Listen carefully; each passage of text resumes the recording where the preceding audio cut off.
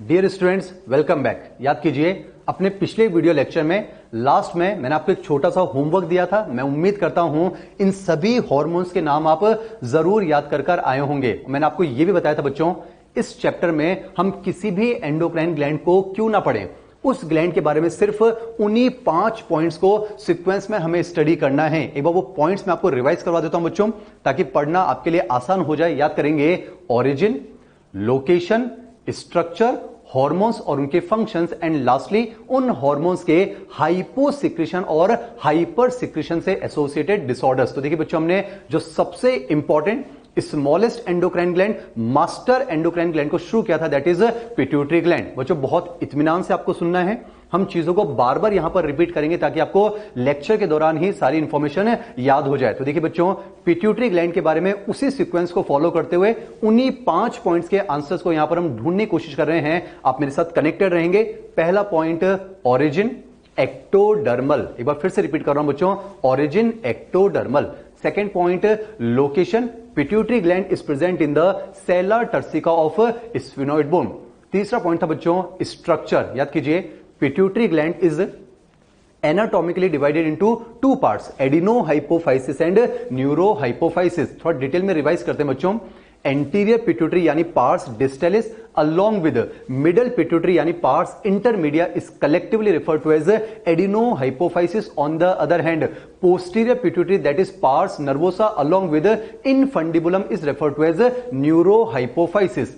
Origin हो चुका है, लोकेशन हो चुका है, स्ट्रक्चर हो चुका है। चलिए बच्चों, उसी सीक्वेंस में आगे बढ़ते हुए 4th पॉइंट की तरफ बढ़ने जा रहे हैं, that is hormones release from the pituitary gland. मैंने आपको बताया था बच्चों, एडिनोहाइपोफाइसिस 7 हार्मोन बनाकर रिलीज करता है, जबकि न्यूरोहाइपोफाइसिस हाइपोथैलेमस से ऑक्सीटोसिन और वेसोप्रेसिन नाम के 2 हार्मोन्स को मंगवाता है, उन्हें पार्शियली स्टोर करता है और फिर रिलीज करता है। तभी तो एक इंपॉर्टेंट कंक्लूजन हमने ड्रॉ किया था बच्चों, posterior pituitary gland is not a true endocrine gland because it only stores and releases the hormones. बस इतना याद रखेंगे, एडिनोहाइपोफाइसिस 7 हार्मोन बनाकर रिलीज करता है, न्यूरोहाइपोफाइसिस 2 हार्मोन हाइपोथैलेमस से मंगवाकर रिलीज करता है। यानी हम कह सकते हैं on a total of 9 hormones are release from the pituitary gland. अब देखिए बच्चों, यहां पर हमें 9 के 9 हार्मोन्स को एक ही सीक्वेंस में स्टडी करना है।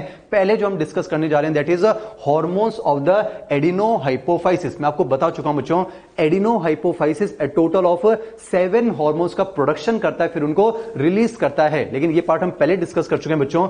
एडिनोहाइपोफाइसिस में भी 2 पार्ट्स आएंगे, पार्स डिस्टेलिस और पार्स इंटरमीडिया। एक्चुअली में क्या होता है, जो पार्स डिस्टेलिस है यानी एंटीरियर पिट्यूटरी, ये तो 6 हार्मोन्स को बनाकर रिलीज करता है, जबकि जो पार्स इंटरमीडिया है यानी कि मिडिल पिट्यूटरी, ये एक ही हार्मोन का प्रोडक्शन और रिलीज करता है, that is melanocyte stimulating hormone. लेकिन एक इंपॉर्टेंट चीज याद कीजिए बच्चों, मैंने आपको कहा था, जो पार्स इंटरमीडिया है यानी जो मिडिल पिट्यूटरी है, ह्यूमंस के केस में it is almost merged into the pars distalis. तो अगर आपसे आज अगर सवाल पूछा जाए कि ह्यूमंस के केस में, स्पेशली हम एडल्ट ह्यूमन की बात कर रहे हैं, अगर आपसे सवाल पूछा जाए बच्चों, ह्यूमंस के केस में MSH is secreted from which lobe of pituitary gland, तो आपका आंसर क्लियरली होना चाहिए बच्चों, दैट इज एंटीरियर पिट्यूटरी। और रीजन हम जानते हैं बच्चों, because in humans middle pituitary is ill developed and it is almost merged into the anterior pituitary, that is pars distalis. तो बस इतना याद रखेंगे बच्चों, एडिनोहाइपोफाइसिस और न्यूरोहाइपोफाइसिस। सबसे पहले हम डिस्कस करने जा रहे हैं द हार्मोन्स ऑफ द एडिनोहाइपोफाइसिस। यहां पर हमें टोटल 7 हार्मोन्स को डिस्कस करना है। इसमें हम सबसे पहले जो डिस्कस करने जा रहे हैं, that is hormones from the anterior pituitary. याद कीजिए बच्चों, एंटीरियर पिट्यूटरी 6 हार्मोन्स को बनाकर रिलीज करता है। यहां का जो सबसे इंपॉर्टेंट हार्मोन हम पढ़ने जा रहे हैं, that is growth hormone, also refer to as somatotrophic hormone. अब देखिए बच्चों, इस हार्मोन के फंक्शंस पढ़ने हैं और उससे रिलेटेड डिसऑर्डर्स को यहां पर स्टडी करना है। तो देखिए, नाम से पता चल रहा है बच्चों, ग्रोथ हार्मोन एक तो हमारी बॉडी में ग्रोथ को इन्फ्लुएंस करता होगा, और एक और फंक्शन बच्चों, ग्रोथ हार्मोन हमारी बॉडी में प्रोटीन, फैट और कार्बोहाइड्रेट के मेटाबॉलिज्म को भी इन्फ्लुएंस करता है। अब किस तरह से करता है, मैं आपको दोनों फंक्शंस 1 बाय 1 समझा रहा हूं, आप कनेक्टेड रहेंगे बच्चों, ध्यान सुनेंगे। ग्रोथ हार्मोन हमारी बॉडी में ग्रोथ को प्रमोट करता है। वैसे इन जनरल आपको इतना याद रखना है, ग्रोथ हार्मोन बहुत सारे स्ट्रक्चर्स की ग्रोथ को प्रमोट करता है, जैसे कि हमने यहां पर कुछ मेंशन किए बच्चों। ग्रोथ हार्मोन बोन्स की ग्रोथ करवाता है, कार्टिलेज की ग्रोथ करवाता है, मसल्स की ग्रोथ करवाता है और कई सारे सॉफ्ट ऑर्गन्स, सॉफ्ट टिश्यूज या फिर विसरल ऑर्गन्स की ग्रोथ को प्रमोट करता है, जैसे कि यहां पर हम लीवर की बात कर सकते हैं। बस इतना याद रखेंगे बच्चों, नाम से पता चल रहा है ग्रोथ हार्मोन ग्रोथ को प्रमोट करता है। हमारी बोन्स की ग्रोथ करवाता है, कार्टिलेज की ग्रोथ करवाता है, मसल्स की ग्रोथ करवाता है और कुछ विसरल ऑर्गन्स यानी सॉफ्ट टिश्यूज की ग्रोथ करवाता है, जैसे कि लीवर की हम बात कर सकते हैं। वैसे एक और पॉइंट यहीं पर समझ ले बच्चों, ग्रोथ हार्मोन को ग्रोथ करवानी है और आप जानते हैं ग्रोथ के लिए प्रोटीन का सिंथेसिस होना बहुत जरूरी है, क्योंकि आप जानते हैं बच्चों proteins are the building block of the body. यानी मैं कह सकता हूं ग्रोथ हार्मोन प्रोटीन सिंथेसिस को प्रमोट करता है, यानी कि प्रोटियोजेनेसिस को प्रमोट करता है। On the other hand protein के ब्रेकडाउन यानी प्रोटियोलाइसिस को इनिबिट करता है, सप्रेस करता है। और यहीं पर समझ लें बच्चों, ग्रोथ हार्मोन जो होता है वो फैट के फॉर्मेशन यानी एडिपोज टिश्यू के फॉर्मेशन को भी सप्रेस करता है। यानी समझे बच्चों, ग्रोथ हार्मोन लाइपोजेनेसिस को तो सप्रेस करता है, लेकिन यहां पर ये लाइपोलाइसिस को एनहांस करता है, स्टिमुलेट करता है। क्योंकि देखिए बच्चों, ग्रोथ हार्मोन का मकसद होगा ग्रोथ करवाना, कंसेप्ट को समझें। और ग्रोथ के लिए प्रोटीन्स की रिक्वायरमेंट होती है, ना कि फैट की। एक्चुअली में क्या होता है बच्चों, अगर किसी सेल में फैट का फॉर्मेशन होने लगता है तो कहीं ना कहीं वो प्रोटीन सिंथेसिस में इंटरफेरेंस कॉज करता है, और हम जानते हैं बच्चों बिना प्रोटीन सिंथेसिस के ग्रोथ नहीं हो सकती है। तो बस इतना याद रखेंगे, ग्रोथ हार्मोन के इन्फ्लुएंस में प्रोटीन का सिंथेसिस बढ़ता है, जबकि फैट का ब्रेकडाउन यानी लाइपोलाइसिस बढ़ाया जाता है। अब एक और चीज समझे बच्चों, मैंने आपसे क्या कहा, ग्रोथ हार्मोन ग्रोथ करवाता है। और आप जानते हैं किसी भी ऑर्गन में ग्रोथ को हम दो तरीके से रेगुलेट कर सकते हैं बच्चों। एक तो होता है सेल की ग्रोथ होना, ताकि ऑर्गन की ओवरऑल ग्रोथ देखी जाए, उसे कहा जाता है हाइपरट्रॉफी। बहुत मेहनत के साथ मैं आपके सामने कंसेप्ट रख रहा हूं बच्चों, आप कनेक्टेड रहेंगे, ध्यान सुनेंगे।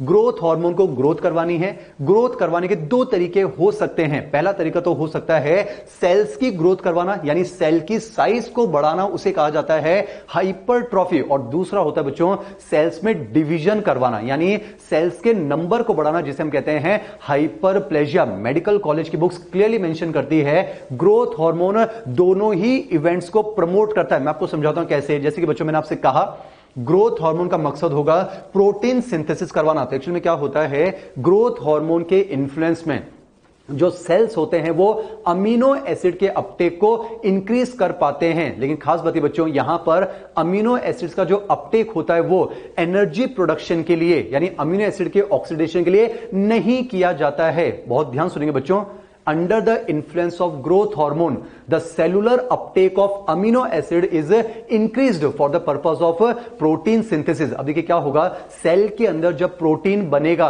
तो साइटोप्लाज्म यानी प्रोटोप्लाज्म की क्वांटिटी बढ़ेगी। और आप जानते हैं बच्चों सेल बायोलॉजी में आपको पढ़ाया जाता है जब साइटोप्लाज्म का वॉल्यूम बढ़ेगा तो जो कैरियोप्लाज्मिक इंडेक्स होता है, बहुत लॉजिकली रिलेट कर रहा हूं बच्चों, कनेक्टेड रहेंगे। जब साइटोप्लाज्म का वॉल्यूम बढ़ेगा तो जो कैरियोप्लाज्मिक इंडेक्स होता है यानी जो न्यूक्लियोसाइटोप्लाज्मिक रेशियो होती है वो एक सिग्निफिकेंट नंबर से डिक्रीज हो जाती है। और जैसे ही ये इवेंट होगा सेल के अंदर डिवीजन होता है, यानी क्या होगा, हाइपरप्लेजिया। तो बस इतना याद रखेंगे, ग्रोथ हार्मोन के इन्फ्लुएंस में सेल के अंदर अमीनो एसिड्स का अपटेक बढ़ाया जाता है for the purpose of protein synthesis. यानी यहां पर पहले हाइपरट्रॉफी होगी और उसकी वजह से फाइनली हाइपरप्लेजिया होगा, यानी सेल में डिवीजन होगा। बस इतना याद रखेंगे, ग्रोथ हार्मोन का मकसद है ग्रोथ को प्रमोट करना। अब देखिए बच्चों, एक्चुअली में ग्रोथ हार्मोन ग्रोथ कैसे करवाता है वो मैंने आपको समझाया, पर एक बार हम यहां पर ग्रोथ हार्मोन के रेगुलेशन को समझते हैं। ये हम पहले पढ़ चुके हैं बच्चों, याद कीजिए।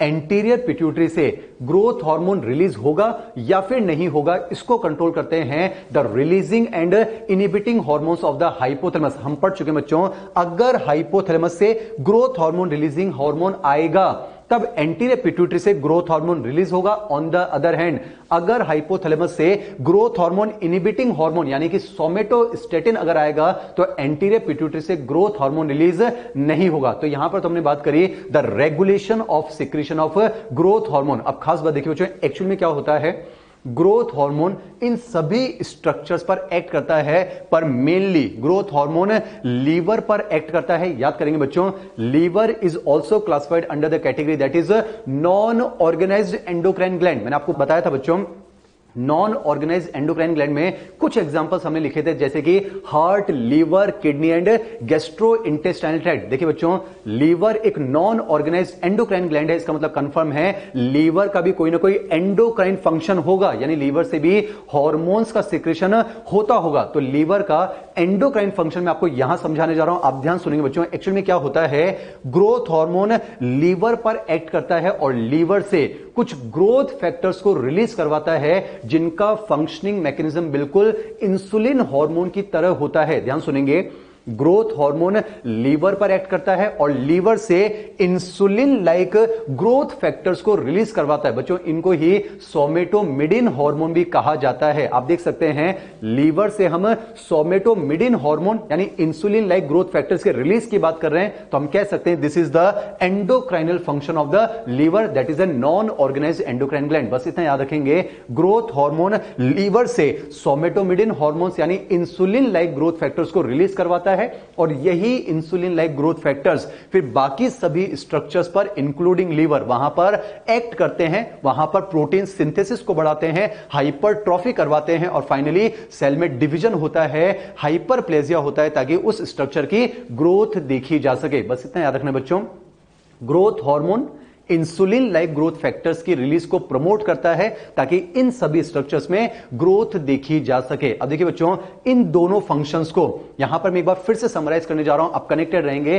पहले हमने लिखा है द इफेक्ट ऑन ग्रोथ। देखिए बच्चों, मैंने आपसे कहा ग्रोथ हार्मोन बोन्स की ग्रोथ करवाता है, तो एक्चुअली में क्या होता है, एनिमल टिश्यू में हमने पढ़ा था लॉन्ग बोन्स में एपीफाइसिस और डायाफाइसिस के बीच में, मुझे समझाना बहुत है, आप कनेक्टेड रहेंगे बच्चों, एपीफाइसिस और डायाफाइसिस के बीच में एक छोटा सा रीजन मिलता था जिसे हम कहते थे मेटाफाइसिस। तो एक्चुअली में क्या होता है, मेटाफाइसिस वाले रीजन पर जो ऑस्टियोब्लास्ट सेल से बनी एपीफाइजल प्लेट होती है, वहां पर ग्रोथ हार्मोन और इंसुलिन लाइक ग्रोथ फैक्टर्स का एक्शन देखा जाता है। वहां पर जो ऑस्टियोब्लास्ट सेल्स होते हैं उनमें डिवीजन यानी हाइपरप्लेजिया को प्रमोट किया जाता है ताकि दोनों साइड से लॉन्ग बोन का इलॉन्गेशन हो सके। बस इतना याद रखेंगे, ग्रोथ हार्मोन जो है हमारी बोन्स का इलॉन्गेशन करवाता है। पर आप ये भी जानते हैं बच्चों, एक पर्टिकुलर एज आने पर after the complete development of long bone जो एपीफाइजल प्लेट होती है वो डिस्ट्रॉय हो जाती है, इसीलिए कंप्लीट डेवलपमेंट के बाद जो ग्रोथ हार्मोन होता है वो फर्दर बोन्स का इलॉन्गेशन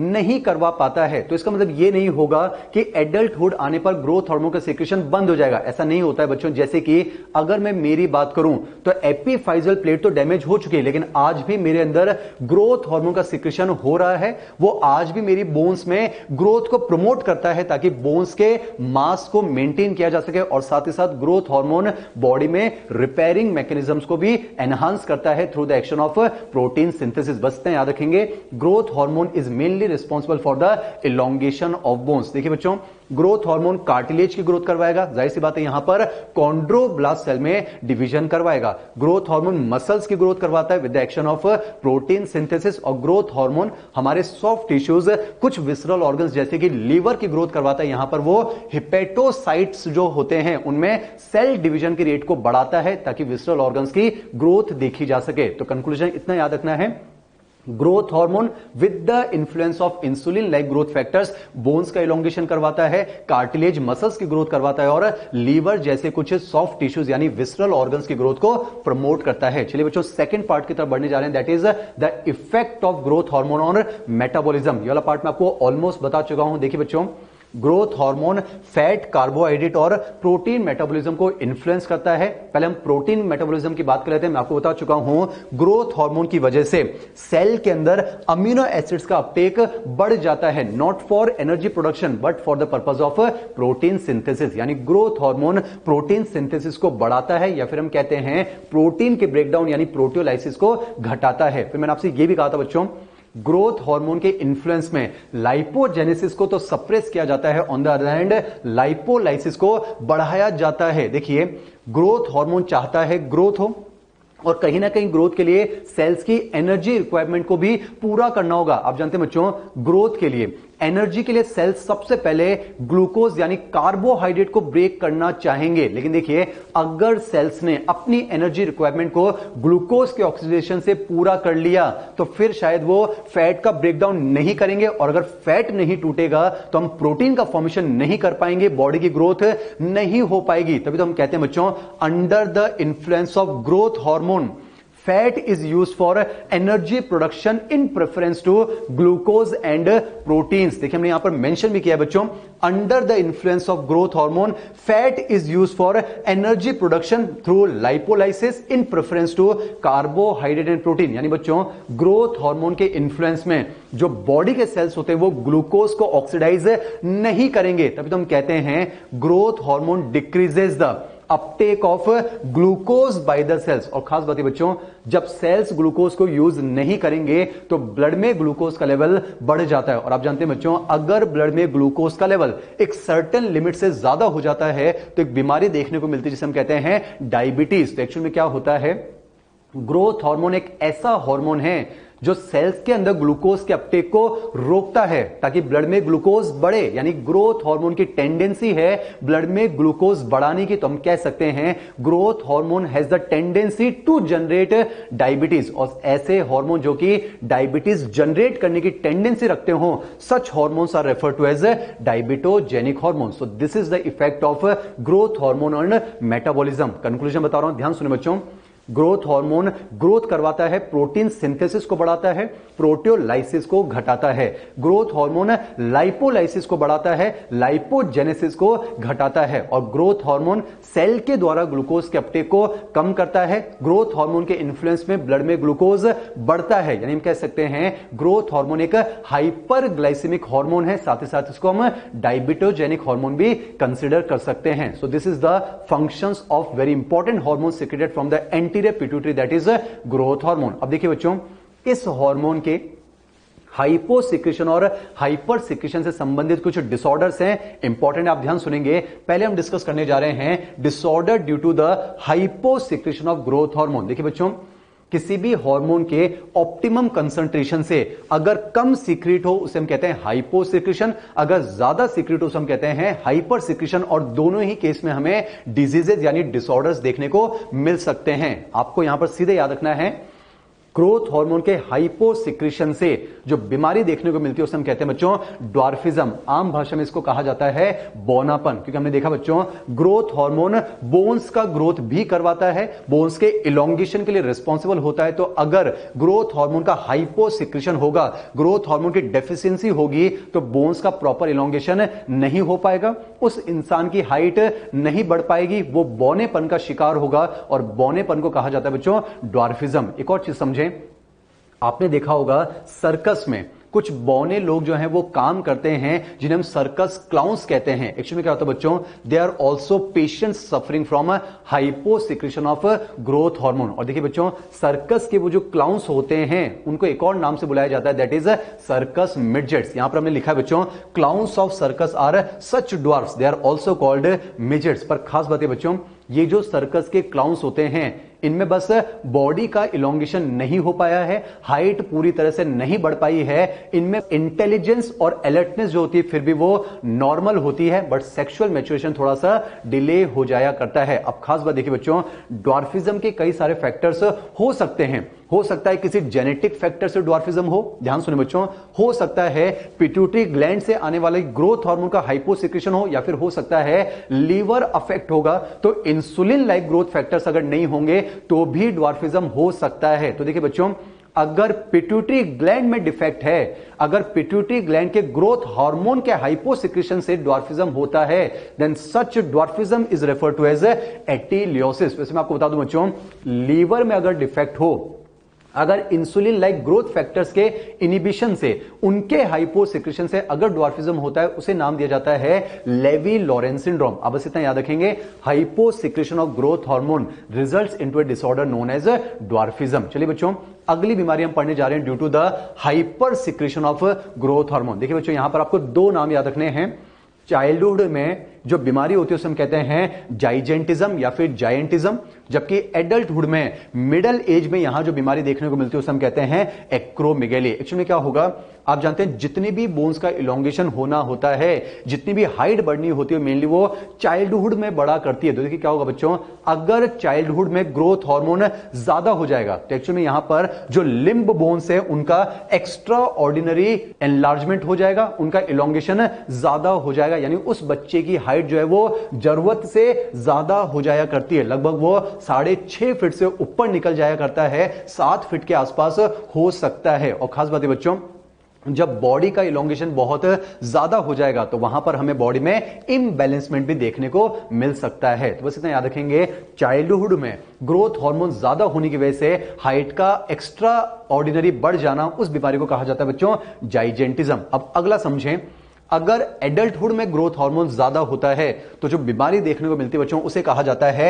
एक्रोमेगेली। आप टर्म्स को फोकस करें, मेगेली वर्ड का मतलब होता है एक्स्ट्रा ग्रोथ होना, और बच्चों एक्रो वर्ड का मतलब होता है एक्सट्रीमिटीज। यहां पर क्या होता है, जो बॉडी के एक्सट्रीम पॉइंट्स होते हैं अब उनमें एक्सेसिव ग्रोथ देखने को मिलती है। यहां पर मेनली बच्चों फेस पर अफेक्ट देखने को मिलता है, जैसे कि जो जॉ बोन्स होती हैं इनका इलोंगेशन ज्यादा हो जाया करता है। आप फिगर से ऑब्जर्व कर सकते हैं, यहां पर हमने एक्रोमेगेली के लिए द प्राइड ऑफ इंडिया को मेंशन किया है, दैट इज द ग्रेट खली। एक्चुअली क्या होता है बच्चों, चेहरे में एक्सेसिव ग्रोथ देखने को मिलती है, स्पेशली द लोअर जो, तो लोअर जो में ग्रोथ ज्यादा हो जाएगी।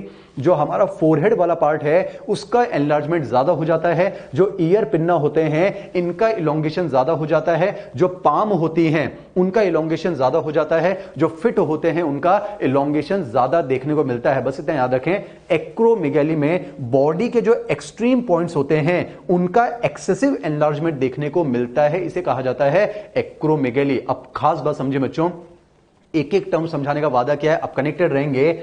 जाइजेंटिज्म और एक्रोमेगेली में दोनों में ही ग्रोथ हार्मोन का हाइपर सिक्रेशन हो रहा है, पर खास बात है बच्चों, जब जाइजेंटिज्म की बात करते हैं तो यहां पर ग्रोथ एक्सेसिव हो रही है पर वो ग्रोथ प्रोपोर्शनेट होती है, यानी आप कह सकते हैं यहां पर ये जो बच्चा होगा ये टॉल होगा और इसकी बॉडी की ग्रोथ बिल्कुल प्रोपोर्शनेट होगी। लेकिन जब एडल्टहुड की बात करेंगे, मिडिल एज की बात करेंगे, तो यहां पर एक्सट्रीम जो पॉइंट्स हैं उनकी एक्सेसिव ग्रोथ हो रही है, तो यहां पर ये इंसान डिसफिगरमेंट का शिकार होगा। यानी बच्चों यहां पर ग्रोथ माना कि ज्यादा हुई है पर वो प्रोपोर्शनेट हुई है, लेकिन यहां पर अब डिसप्रोपोर्शनेट ग्रोथ होने लगेगी, तो यहां पर उस इंसान का फिगर बिगड़ने लग जाएगा। एनसीईआरटी क्लियरली मेंशन करती है बच्चों, the hyper secretion of growth hormone in the adult stage or in the middle age causes severe disfigurement of the body। और देखिए बच्चों एनसीईआरटी ने एक और चीज लिखी है, this disorder can cause serious complications and it can lead to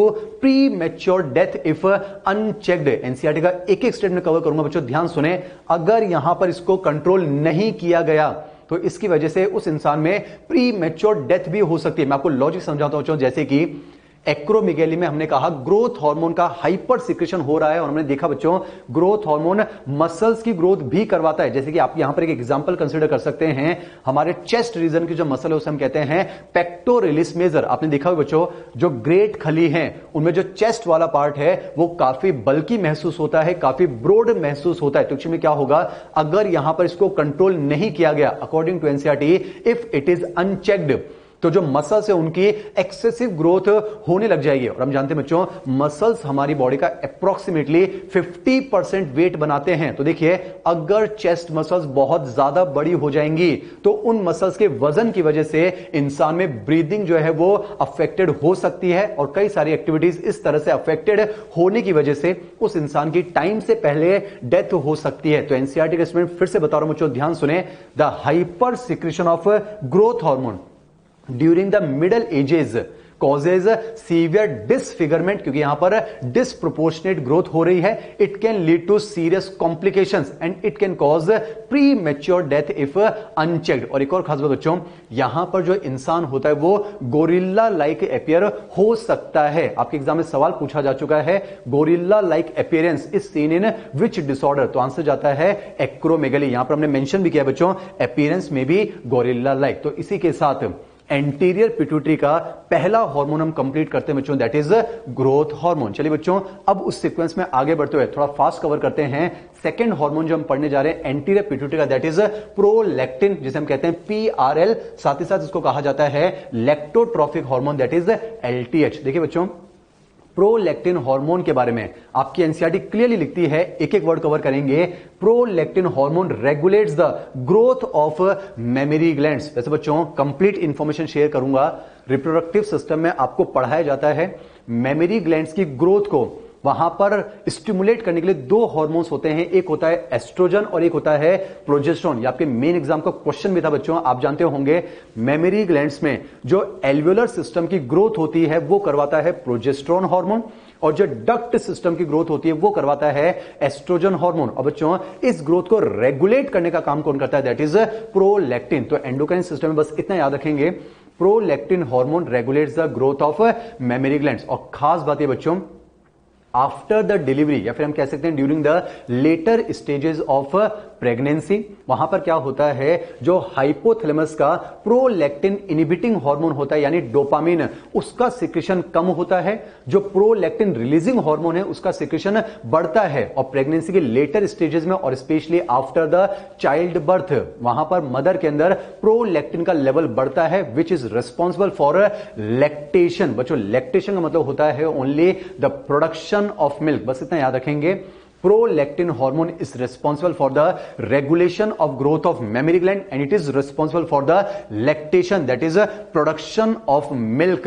मैं आपको यहीं पर बता दूं बच्चों, मिल्क का प्रोडक्शन करवाता है प्रोलैक्टिन, जबकि मिल्क का इजेक्शन करवाता है ऑक्सीटोसिन। इसलिए बच्चों प्रोलैक्टिन को कहा जाता है milk production hormone, milk synthesis and secretion hormone, जबकि ऑक्सीटोसिन को कहा जाता है मिल्क इजेक्शन हार्मोन या फिर मिल्क लेट डाउन हार्मोन। तो बस इतना याद रखेंगे, प्रोलैक्टिन मेमोरी ग्लैंड्स की ग्रोथ को रेगुलेट करता है and it is responsible for lactation, that is only production of milk. चलिए बच्चों, एंटीरियर पिट्यूटरी के तीसरे हार्मोन की तरफ बढ़ने जा रहे हैं, दैट इज एड्रिनोकॉर्टिकोट्रोफिक हार्मोन, जिसे हम कहते हैं ACTH। बच्चों नाम से पता चल रहा है एड्रिनल ग्लैंड के कॉर्टेक्स वाले पार्ट को स्टिमुलेट करने वाला हार्मोन। एक्चुअली में क्या होता है बच्चों, ACTH जो होता है ये एड्रिनल ग्लैंड का जो कॉर्टेक्स वाला पार्ट होता है उसकी ग्रोथ को भी प्रमोट करता है और साथ ही साथ वहां से जो स्टेरॉइड हार्मोन्स निकलते हैं उनके रिलीज को स्टिमुलेट करता है। वैसे याद कीजिए बच्चों, जब हमने हार्मोन्स का केमिकल नेचर पढ़ा था स्टेरॉइड में, शुरुआत की दो कैटेगरीज हमने पढ़ी थी, जैसे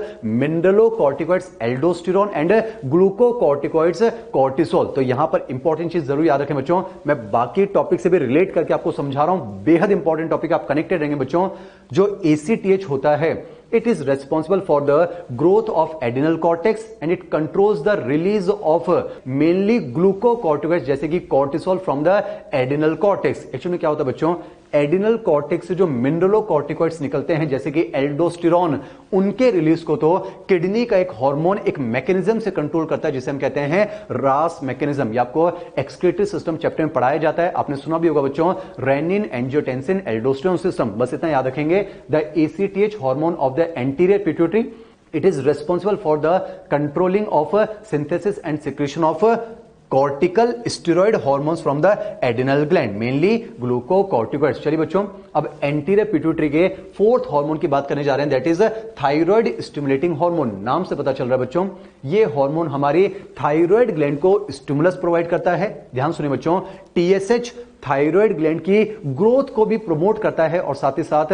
थायराइड ग्लैंड से जो थायराइड हार्मोन्स निकलते हैं मेनली T3 एंड T4, ये हम बाद में पढ़ेंगे बच्चों, triiodothyronine that is T3 and tetraiodothyronine that is T4, जिसको थायरोक्सिन भी कहा जाता है। तो इन दोनों थायराइड हार्मोन्स के थायराइड ग्लैंड से रिलीज को कंट्रोल कौन करता है बच्चों, दैट इज TSH। चलिए बच्चों, एंटीरियर पिट्यूटरी के अगले दो हार्मोन्स को डिस्कस करने जा रहे हैं, एक तो है FSH that is follicle stimulating hormone और एक होगा बच्चों LH that is luteinizing hormone. वैसे इन हार्मोन्स के बारे में आप डिटेल में पढ़ते हैं हमारे ह्यूमन रिप्रोडक्टिव सिस्टम में, पर यहां पर ध्यान सुने बच्चों, कनेक्टेड रहेंगे, चाहे FSH हो या फिर LH हो, बहुत समय खर्च करके डिस्कस कर रहे हैं, कनेक्टेड रहेंगे बच्चों, चाहे FSH हो या फिर LH हो, इन दोनों को कहा जाता है गोनेडोट्रोपिन्स हार्मोन, क्योंकि ये दोनों हमारे गोनेट्स पर अपनी एक्टिविटी शो करते हैं। पहले एक चीज समझे बच्चों, इन गोनेडोट्रोपिन्स का जो रिलीज होता है वो प्यूबर्टी पर स्टार्ट होता है और इनके एंटीरियर पिट्यूटरी से रिलीज को कंट्रोल करता है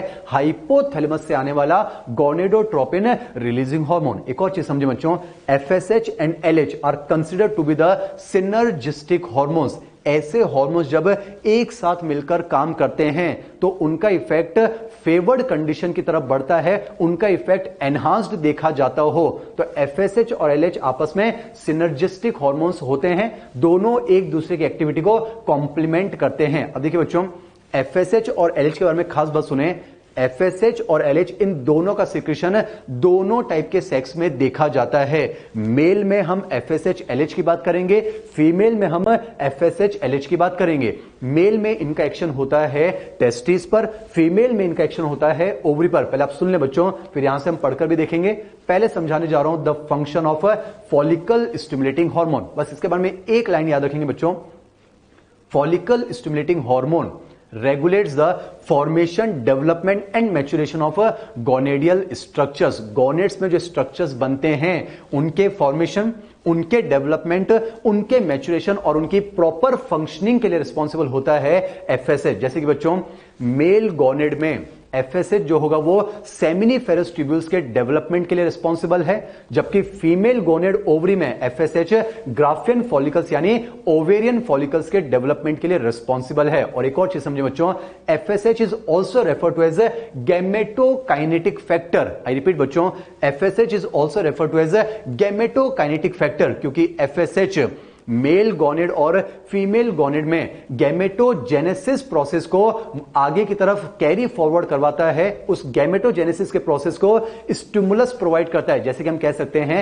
इन male FSH is responsible for the stimulation of spermatogenesis, on the other hand in female FSH is responsible for the stimulation of oogenesis। बस इतना याद रखेंगे, मेल के अंदर सेमिनिफेरस ट्यूब्यूल्स को डेवलप करवाना और स्पर्मेटोजेनेसिस को स्टिमुलेट करवाना, ये एफएसएच का फंक्शन है।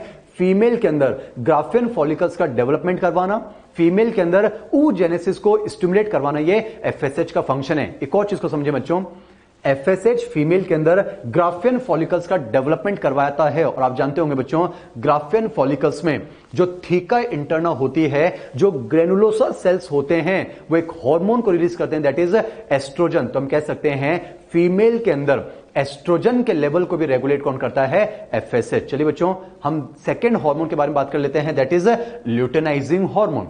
देखिए मैंने कहा था एफएसएच और एलएच आपस में सिनर्जिस्टिक होते हैं, तो ल्यूटेनाइजिंग हार्मोन मेल के अंदर जो इंटरस्टिशियल सेल्स होते हैं, जो लेडिक सेल्स होते हैं, उनको स्टिमुलेट करता है for the synthesis and secretion of male sex hormones, androgens जैसे कि टेस्टोस्टेरोन। इसीलिए बच्चों ह्यूमन मेल्स में LH is also referred to as ICSH, interstitial cell stimulating hormone, जबकि फीमेल के अंदर LH का फंक्शन होता है FSH की मदद से जो ग्राफियन फॉलिकल मैच्योर हुआ है under the influence of LH, वो ग्राफियन फॉलिकल रप्चर होता है, उसके अंदर से जो एग होता है वो वहां से रिलीज होकर फैलोपियन ट्यूब में रिलीज होता है, and this process refer to as ovulation. इसलिए बच्चों LH is also refer to as gamete releasing factor. ध्यान सुनेंगे, FSH को कहा जाता है गैमेटोकाइनेटिक फैक्टर क्योंकि ये गैमेटोजेनेसिस को प्रमोट करता है। On the other hand LH को कहा जाता है गैमेटो रिलीजिंग फैक्टर। तो मेल के अंदर LH जो है वो लेडिक सेल्स को स्टिमुलस प्रोवाइड करता है for the release of androgens mail sex hormones that is testosterone, जबकि फीमेल के अंदर LH जो होता है वो ग्राफियन फॉलिकल की रप्चरिंग करवाता है, यहां पर ओवुलेशन को इंड्यूस करता है। और आपको पता होगा बच्चों, ग्राफियन फॉलिकल की रप्चरिंग के बाद जो स्ट्रक्चर बनता है उसे कहा जाता है corpus luteum, and this corpus luteum is the main source of main pregnancy hormone that is progesterone.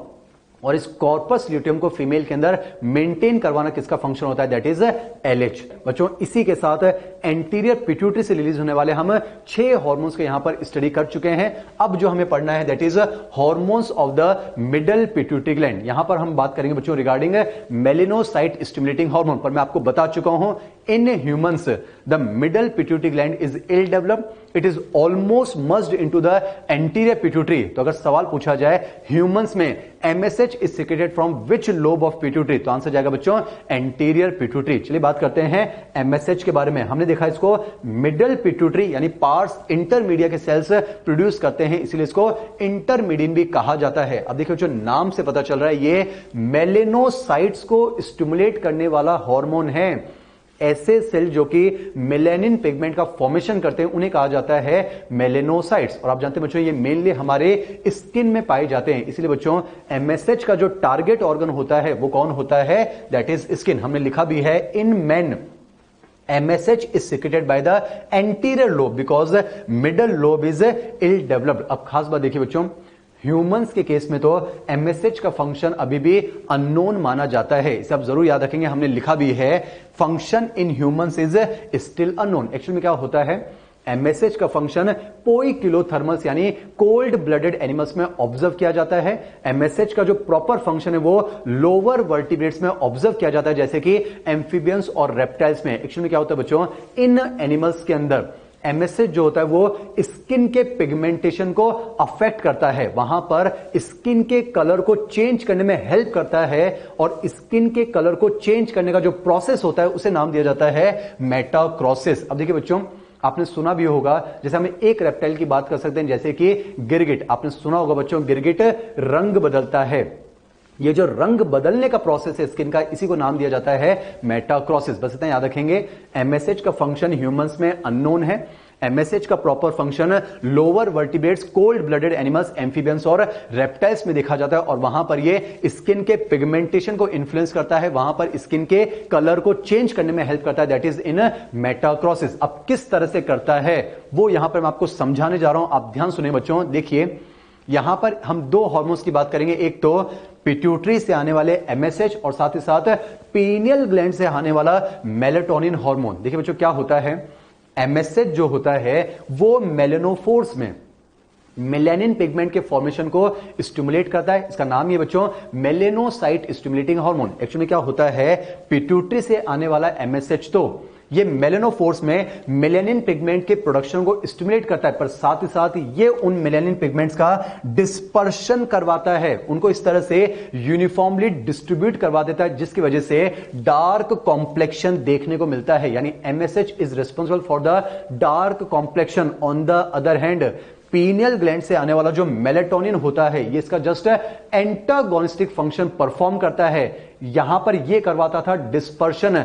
Melatonin जो हार्मोन होता है वो उन मेलेनिन पिगमेंट्स का कलेक्शन करवाता है, which is responsible for the fair complexion. और देखिए बच्चों कभी कभी त्वचा डार्क हो जाती है, कभी लाइट हो जाती है, कभी डार्क हो जाती है MSH की वजह से, कभी लाइट हो जाती है मेलेटोनिन की वजह से, और यही स्किन का डार्क और लाइट होना, स्किन का रंग बदलना, यही कहलाता बच्चों मेटाक्रोसिस। तो इसी के साथ बच्चों एंटीरियर पिट्यूटरी यानी एडिनोहाइपोफाइसिस, एंटीरियर पिट्यूटरी के 6 हार्मोन्स अलॉन्ग विद MSH को हम यहां पर इंक्लूड कर रहे हैं बच्चों, तो इसी के साथ कंप्लीट होता है, that is hormones of the adenohypophysis. चलिए बच्चों पिट्यूटरी ग्लैंड के सेकंड पार्ट की तरफ बढ़ने जा रहे हैं, दैट इज न्यूरोहाइपोफाइसिस। यहां पर जो लिखा हुआ हम पढ़ चुके हैं बच्चों, याद कीजिए।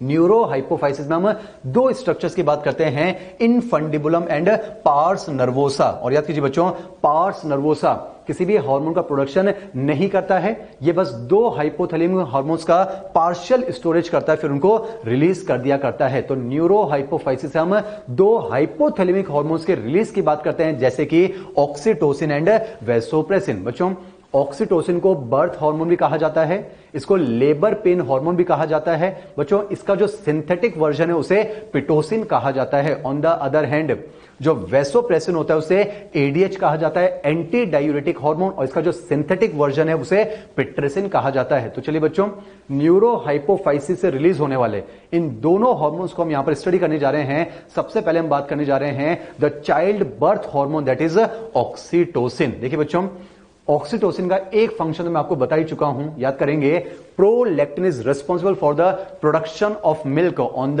Other hand oxytocin is responsible for the ejection of milk. यहां पर हमने लिखा बच्चों oxytocin stimulates milk ejection from the mammary glands, इसलिए बच्चों इसको मिल्क लेट डाउन हार्मोन भी कहा जाता है। वैसे इन जनरल आप कितना याद रखेंगे, ऑक्सीटोसिन का फंक्शन, अकॉर्डिंग टू एनसीईआरटी बता रहा हूं बच्चों, ऑक्सीटोसिन हमारी बॉडी की स्मूथ मसल्स में कॉन्ट्रैक्शन और रिलैक्सेशन को रेगुलेट करता है। जैसे कि एक क्लासिकल स्मूथ मसल बच्चों दैट इज मायोमेट्रियम। आप जानते हैं जो यूट्रस होता है उसकी वॉल में आप बात करते हैं जो मिडल मस्कुलर लेयर होती है दैट इज मायोमेट्रियम। तो क्या होता है, at the time of child birth जो ऑक्सीटोसिन होता है वो उस यूट्रस की स्मूथ मसल में विग्रस कॉन्ट्रैक्शन को स्टिमुलेट करता है ताकि चाइल्ड बर्थ के प्रोसेस को एनहांस किया जा सके। इसलिए बच्चों इसको चाइल्ड बर्थ हार्मोन भी कहा जाता है। वैसे ऑक्सीटोसिन को हम ह्यूमन मेल्स में भी देखते हैं।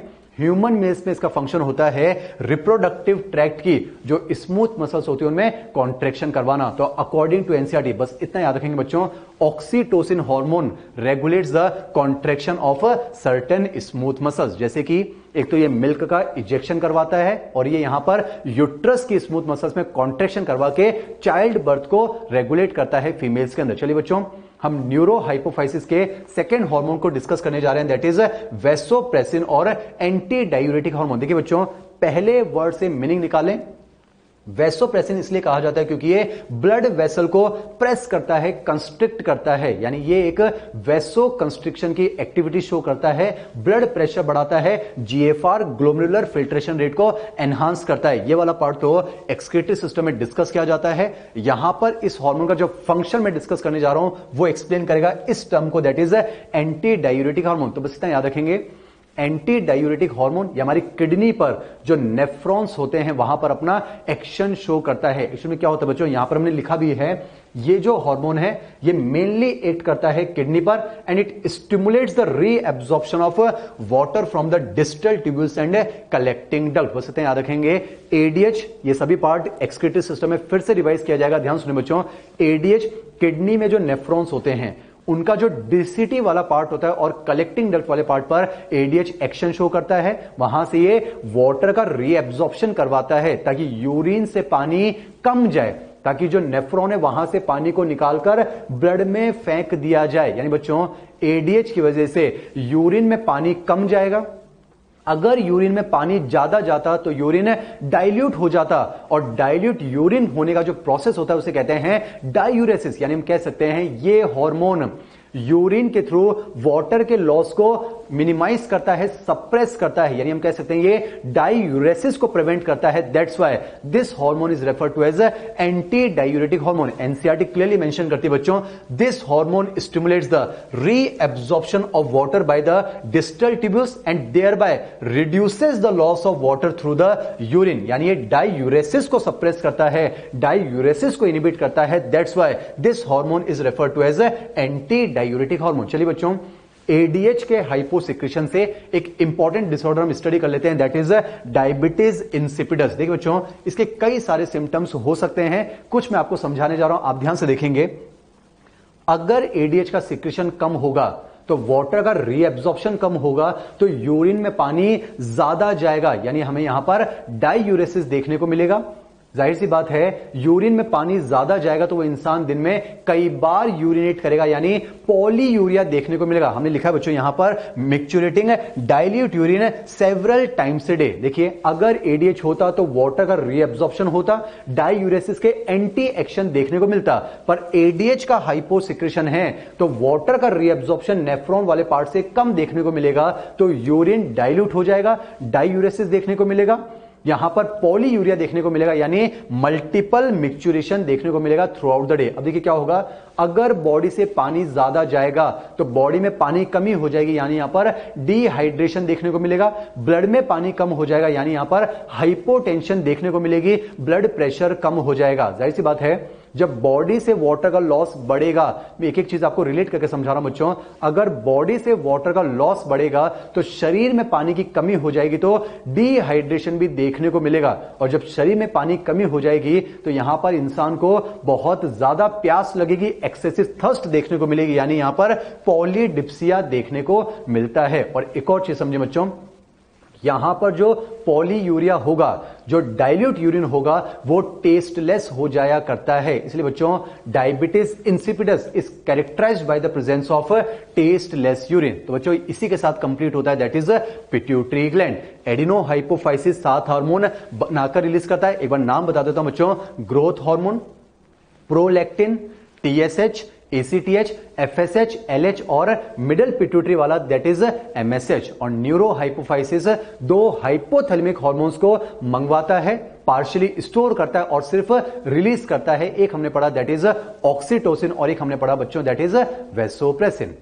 इसी के साथ smallest endocrine gland, the master gland, pituitary gland को हम कंप्लीट करते हैं बच्चों। अब इसी सीक्वेंस में आगे बढ़ते हुए जो नेक्स्ट एंडोक्राइन ग्लैंड हमें डिस्कस करनी है that is the largest endocrine gland, that is the thyroid gland. और बच्चों सभी ग्लैंड्स को पढ़ने के लिए गोल्डन रूल मैं आपके साथ पहले ही शेयर कर चुका हूं। आपको उन्हीं 5 पॉइंट्स का आंसर एक प्रॉपर सीक्वेंस में यहां पर ढूंढना है। तो देखिए बच्चों उसी सीक्वेंस को फॉलो करते हुए थायराइड ग्लैंड के बारे में जो पहला पॉइंट हम पढ़ने जा रहे हैं दैट इज ओरिजिन। हम पढ़ चुके हैं बच्चों, हाइपोथैलेमस और पिट्यूटरी का ओरिजिन तो एक्टोडर्मल होता है, जबकि थायराइड ग्लैंड का ओरिजिन एंडोडर्मल होता है। चलिए बात करने जा रहे हैं the location of thyroid gland. आप जानते हैं बच्चों थायराइड ग्लैंड जो है वो हमारे नेक रीजन में सिचुएटेड होती है, और इसको समझने के लिए यहां पर हम एक डायग्राम का इस्तेमाल कर रहे हैं। आप कनेक्टेड रहेंगे बच्चों। देखिए इस नेक रीजन में आपको लैरिंग्स और ट्रैकिया का जंक्शन नजर आ रहा है। मोस्ट इंपॉर्टेंटली अभी हम इस लैरिंजो ट्रैकियल जंक्शन का वेंट्रल व्यू देख रहे हैं। और देखिए बच्चों लैरिंग्स और ट्रैकियल जंक्शन की वेंट्रोलेटरल साइड पर ये जो ग्लैंड आपको नजर आ रही है यही क्या है, हमारी थायराइड ग्लैंड। तो कंप्लीट स्टेटमेंट ध्यान सुने बच्चों। Thyroid gland is situated in our neck region and it is situated on the ventrolateral side at the laryngotracheal junction। Origin हो चुका है एंडोडर्मल। लोकेशन एक बार पढ़कर बता रहा हूं बच्चों, ध्यान सुनेंगे। Thyroid gland is located in the neck at the ventrolateral side at the junction of larynx and trachea. चलिए बच्चों ओरिजिन लोकेशन के बाद तीसरे पॉइंट की तरफ बढ़ने जा रहे हैं that is structure of thyroid gland. कुछ फैक्चुअल बातें हैं, पहले सुन ले बच्चों।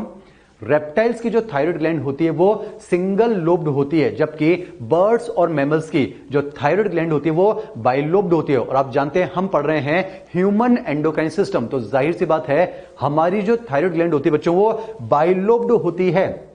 and both the lobes of thyroid gland are situated on the ventrolateral side at the junction of larynx and trachea। अब खास बात सुनिए बच्चों, एनसीईआरटी क्लियरली लिखती है both the lobes of thyroid gland are connected with the help of a non-glandular flap of connective tissue referred to as the isthmus। NCERT ने clear लिखा है बच्चों, थायराइड ग्लैंड के जो दोनों लोब्स होते हैं वो कनेक्टिव टिश्यू के बने हुए एक non glandular flap like structure से कनेक्टेड होते हैं, जिन्हें हम नाम देते हैं इस्थमस। अब देखिए बच्चों, इसी इस्थमस की प्रेजेंस की वजह से हमारी जो थायराइड ग्लैंड होती है वो इंग्लिश अल्फाबेट एच शेप नजर आती है, या फिर हम कह सकते हैं बटरफ्लाई शेप नजर आती है। वैसे एच शेप और बटरफ्लाई शेप्ड टर्म्स ये हमने नर्वस सिस्टम में यूज किए थे बच्चों। आपको याद आ रहा होगा the grey matter of spinal cord. तो बस इतना याद रखेंगे, थायराइड ग्लैंड का ओरिजिन एंडोडर्मल, लोकेशन ये हमारी नेक रीजन में पाई जाती है। It is situated on the ventrolateral side at the junction of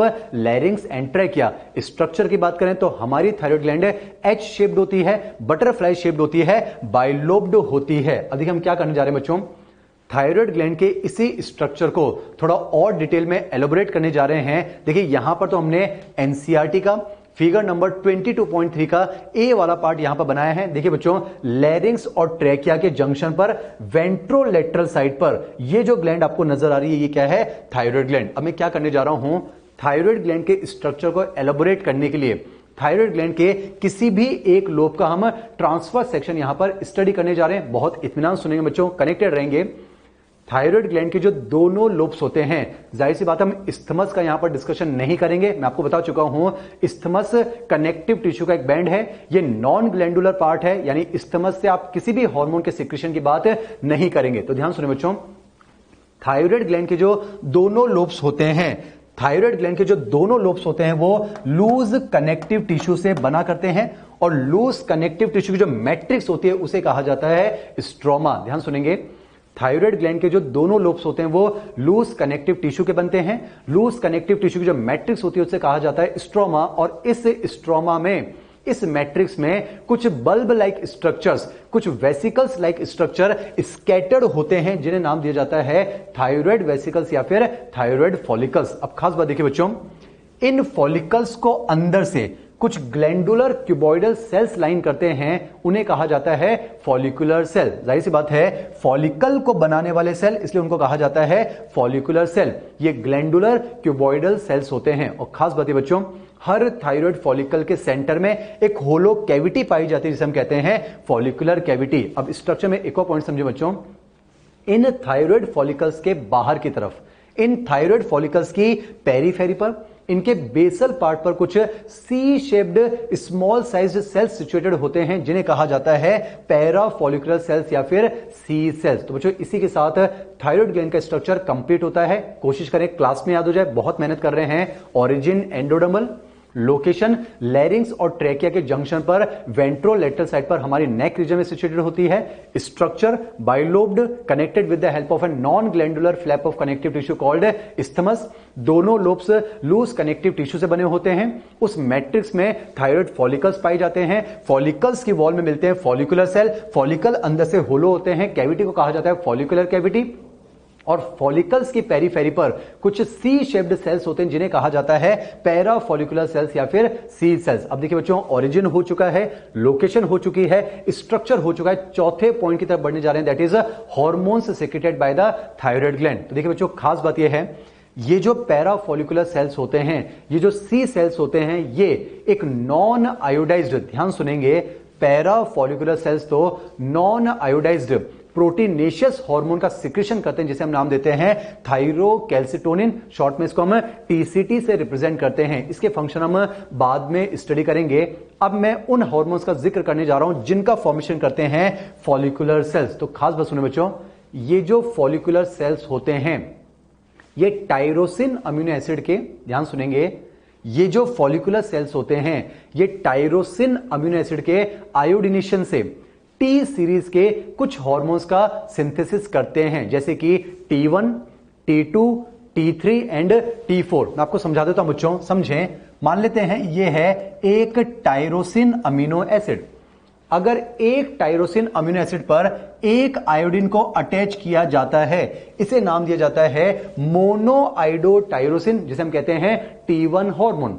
अगर इस T1 पर एक और आयोडीन अटैच कर दिया जाता है, तो इसे नाम दिया जाता है डाईआइडोटायरोसिन, जिसे कहा जाता है T2 हार्मोन।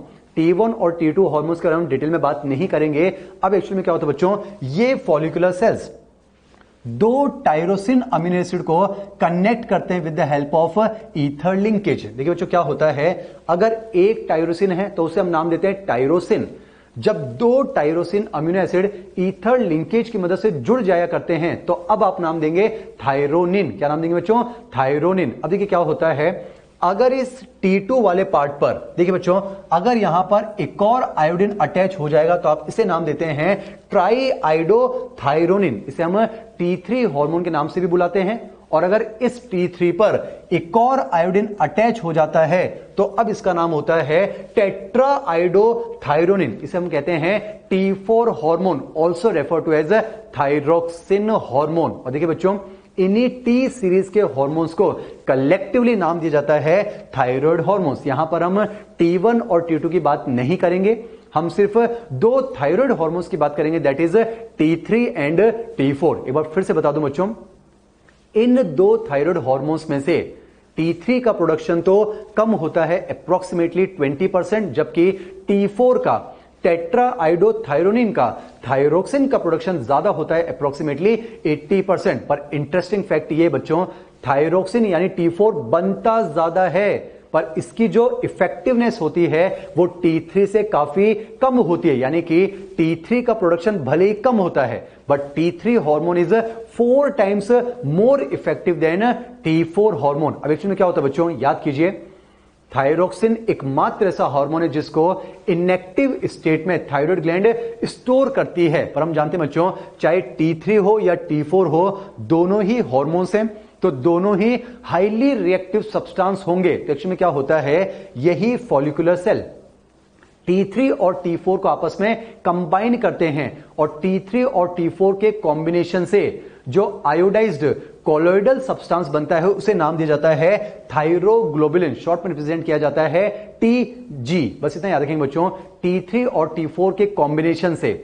एक आयोडाइज्ड कॉलोइडल सब्सटेंस जो बनता है उसे कहते हैं थायरोग्लोबुलिन। और क्या होता है, यही फॉलिकुलर सेल थायरोग्लोबुलिन को बनाने के बाद कैविटी में सिक्रीट कर देते हैं और इसी कैविटी में थायरोग्लोबुलिन को स्टोर किया जाता है। इसमें क्या होता है, thyroglobulin is the combination of T3 and T4, या फिर कहा जा सकता है बच्चों thyroglobulin is the inactive state of thyroxine यानी T4। अब खास बात देखिए बच्चों, जब किसी सेल को थायरोक्सिन की जरूरत होती है तो क्या होता है, ये थायरोग्लोबुलिन फॉलिकुलर कैविटी से फिर से फॉलिकुलर सेल में रीअब्सॉर्ब किया जाता है। फॉलिकुलर सेल थायरोग्लोबुलिन को ब्रेक करते हैं फिर से T3 और T4 में, और ब्लड की मदद से जो T4 होता है वो टिश्यूज तक पहुंचता है। पर हमने देखा था बच्चों, T4 माना कि बनता ज्यादा है पर उसकी इफेक्टिवनेस T3 के कंपैरिजन में कम होती है। इसलिए तो एक इंटरेस्टिंग फैक्ट है बच्चों, टिश्यूज पर पहुंचने के बाद जो T4 होता है, जो थायरोक्सिन होता है, उसका डीआयोडीनेशन होता है, उसमें से एक आयोडीन को रिमूव किया जाता है और वही T4 टिश्यूज में पहुंचकर किस में कन्वर्ट हो जाता है, दैट इज T3 में। तो देखिए बच्चों, हम यहां पर हमने थायराइड हार्मोन्स के बारे में जिक्र किया। एक बार इसी पार्ट को वापस से पढ़कर देख रहे हैं। देखिए, thyroid is the only endocrine gland in the body which stores it's hormones in the inactive state. और देखिए बच्चों, अगर मैं आपको इन थायराइड हार्मोन्स के सिक्रेशन का रेगुलेशन समझाऊं, ये हम बाद में समझेंगे, यहां समझ लेते हैं वहां मुस्कुराएंगे बच्चों। देखिए, हाइपोथैलेमस से आता है थायरोट्रोपिन रिलीजिंग हार्मोन TRH, ये एंटीरियर पिट्यूटरी को स्टिमुलस देगा। फिर एंटीरियर पिट्यूटरी से रिलीज होगा TSH, और ये TSH थायराइड ग्लैंड को स्टिमुलेट करेगा for the release of thyroid hormones. अब क्या होता है, याद कीजिए, इन हार्मोन्स को इनिबिट करवाने के लिए हाइपोथैलेमस से कोई इनिबिटिंग फैक्टर रिलीज नहीं होता है। मैंने आपसे कहा था बच्चों, यहां पर हम नेगेटिव फीडबैक को यूज करेंगे। तो क्या होता है, अगर TRH होगा तो TSH होगा, TSH होगा तो ब्लड में थायराइड हार्मोन्स T3 T4 की कंसंट्रेशन बढ़ती है। अगर ब्लड में T3 और T4 की कंसंट्रेशन ऑप्टिमम लेवल से ज्यादा हो जाती है तो यही लेवल हमारी एंटीरियर पिट्यूटरी और हाइपोथैलेमस को नेगेटिव सिग्नल प्रोवाइड करता है through the negative feedback mechanism, जिसकी वजह से हाइपोथैलेमस से आने वाला TRH कम हो जाता है, एंटीरियर पिट्यूटरी से आने वाला TSH कम हो जाता है, जिसकी वजह से थायराइड ग्लैंड से रिलीज होने वाले ये दोनों थायराइड हार्मोन्स T3 और T4 का प्रोडक्शन और रिलीज सप्रेस कर दिया जाता है। तो यहां पर हमने डिस्कस किया the regulation of thyroid hormones. अब देखिए बच्चों, इसी पार्ट को हमने थ्योरेटिकल फॉर्म में यहां पर लिखा है। मैं आपको यहां पर 2 मिनट का समय दे रहा हूं, इसे आप जल्दी से एक बार रीड कर देखें। आप कनेक्टेड रहेंगे, जल्दी से पढ़कर देखें बच्चों। एक काम करते हैं, मैं आपके लिए यहां पर पढ़ देता हूं। देखिए बच्चों, जो थायरोक्सिन होता है उसे हम कहते हैं T4 टेट्रा आयोडोथायरोनिन, जो T3 होता है उसे हम कहते हैं ट्राई आयोडोथायरोनिन। मैं आपको बता चुका हूं बच्चों, secretion of T4 is comparatively more than T3। ये बनता है अप्रोक्सीमेटली 80%, ये बनता है अप्रोक्सीमेटली 20%। पर हमने देखा बच्चों, T3 hormone is 4 times more effective than T4 hormone. और मैं आपको बता चुका हूं बच्चों, T3 और T4 के कॉम्बिनेशन से जो इनएक्टिवेटेड वर्जन बनता है उसे हम कहते हैं थायरोग्लोबुलिन, और थायरोग्लोबुलिन को फॉलिकुलर कैविटी में स्टोर करते हैं। इतनी मात्रा में स्टोर किया जाता है कि वो आने वाले अगले 3 महीने की रिक्वायरमेंट को पूरा कर सके। अब देखिए बच्चों, यहां पर हमने ये देखा, जो पैरा फॉलिकुलर सेल से थायरोकैल्सिटोनिन बनता है वो तो एक नॉन आयोडाइज्ड हार्मोन है, लेकिन जो फॉलिकुलर सेल से थायराइड हार्मोन्स बनते हैं, मेनली थायरोक्सिन यानी T4, उसके फॉर्मेशन के लिए आयोडीन की रिक्वायरमेंट होती है। तो पहले यहां पर कुछ फैक्चुअल बातें शेयर करने जा रहा हूं, the requirement of thyroid gland for the iodine. तो बस ये फैक्चुअल बातें आपको याद रखनी बच्चों। Thyroid gland requires approximately 120 microgram iodine per day for the proper production of thyroxine. Minimum intake of iodine should be 200 microgram per day. To be safe, doctors का suggestion ये रहता है कि आप अपने आयोडीन के इंटेक को कम से कम 200 माइक्रोग्राम पर डे जरूर बनाकर रखें। और देखिए बच्चों, थायराइड ग्लैंड को मिनिमम थायरोक्सिन के सफिशिएंट प्रोडक्शन के लिए आयोडीन चाहिए होता है 120 माइक्रोग्राम पर डे। तो अगर आपका आयोडीन का intake less than 50 microgram per day हो जाता है, तो फिर उस केस में थायराइड ग्लैंड के यानी कि हाइपोथायरॉइडिज्म के डिसऑर्डर्स डेवलप हो सकते हैं। तो देखिए बच्चों, यहां पर हमने थायराइड ग्लैंड का ओरिजिन पढ़ा, थायराइड ग्लैंड की लोकेशन पढ़ी, थायराइड ग्लैंड के स्ट्रक्चर को पढ़ा और थायराइड ग्लैंड से रिलीज होने वाले हार्मोन्स का यहां पर हमने जिक्र किया है। वैसे थायरोकेस्ट्रोन का फंक्शन हम बाद में स्टडी करेंगे, पहले जो हमें पढ़ना है that is the functions of thyroid hormones, और उसमें भी हम पढ़ेंगे the functions of tetraiodothyronine that is T4 that is thyroxine.